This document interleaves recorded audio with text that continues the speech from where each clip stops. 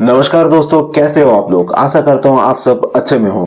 H1B visa के बारे में आप जरूर सुने होंगे। एक्चुअल में ये H1B वीजा है क्या और ट्रम्प ने H1B वीजा किसके ऊपर लगाया और इसका क्या क्या पूरी कहानी है, मैं आज आपको डिटेल्स में बताऊंगा। देखिए, बात यह है कि आपको तो पता होगा किसी भी कंट्री में जाने के लिए आपको एक वीजा पास की जरूरत होता है। इसी तरह अमेरिका में आप जाने के लिए कई तरीके का पास होता है, जैसे कि टूरिस्ट के लिए अलग पास होता है, स्टूडेंट के लिए अलग पास होता है, वहां पर जो रहने के लिए जाते हैं उनके लिए अलग पास होता है। इसी तरह वहां पर जो काम करने के लिए जाते हैं उनके लिए भी अलग पास होता है।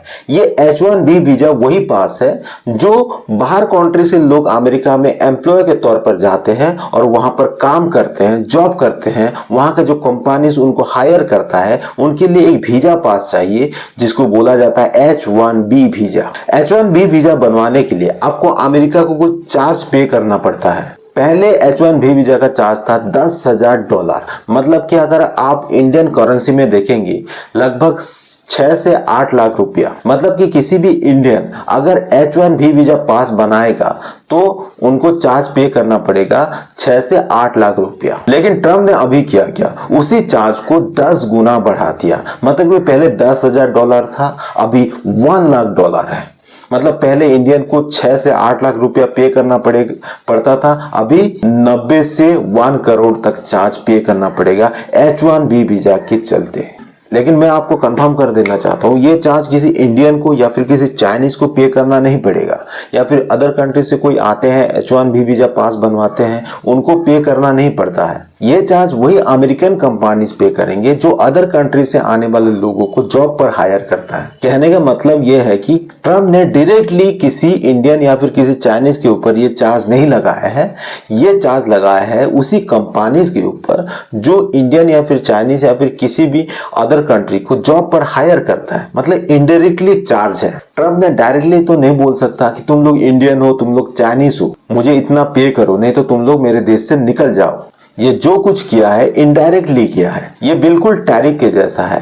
टैरिफ जैसे लगाया था अपने ही अमेरिकन कंपनीज के ऊपर, उतना चार्ज बढ़ा दिया ताकि वो दूसरे कंट्री या फिर इंडियन कंट्री से कोई भी प्रोडक्ट इंपोर्ट करता है तो वो इंपोर्ट करने में हिचकिचाए, क्योंकि उसी कंपनीज को उतना अमाउंट पे करने में मुश्किल हो जाता है। अच्छा, अमेरिकन कंपनीज इंडियन को जॉब पर क्यों हायर करता है? पहले तो बात है इंडियन लोग ज्यादा इंटेलिजेंट होते हैं।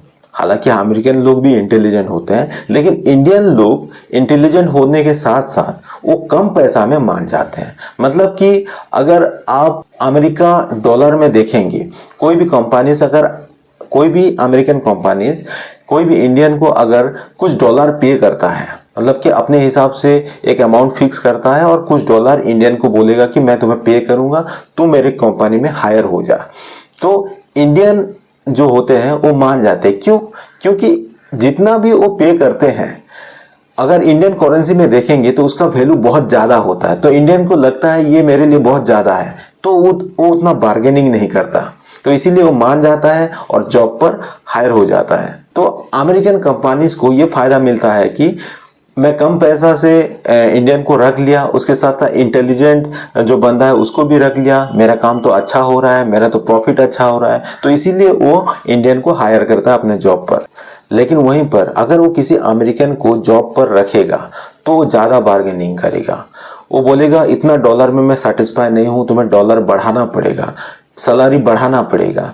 तो वही कंपनी उतना झेल नहीं सकता, उतना झेलना नहीं चाहता, इसीलिए वो इंडियन लोगों को इजीली रख देता है अपने जॉब पर और बढ़िया प्रॉफिट कमाता है, बढ़िया उसका काम चलता है। तो यही वजह है कि वो अमेरिकन को ज्यादा हायर नहीं करता, इंडियन लोगों को ज्यादा हायर करता है। लेकिन अभी उसका उल्टा होने वाला है। ट्रम्प ने उसी कंपनीज के ऊपर इतना चार्ज लगा दिया है, वो इंडियन को तो कभी रखेगा ही नहीं। मतलब कि कोई भी इंडियन को अगर हायर करेगा तो उसको लगेगा कि मैं ये इंडियन के लिए, ये एक बंदा के लिए मैं गवर्नमेंट को इतना टैक्स दूंगा, मैं इतना लॉस में जाऊंगा, ये सोचकर वो कभी भी इंडियन को हायर नहीं करेगा। और दूसरा बात, अभी जो इंडियन लोग वहां पर जॉब कर रहे हैं उनके लिए खतरा है, क्योंकि वो लोग अभी जो वहां पर एम्प्लॉय के तौर पर बहुत दिन से काम कर रहे हैं उनको इतना चार्ज पे करने में प्रॉब्लम आएगा, दिक्कत आएगा।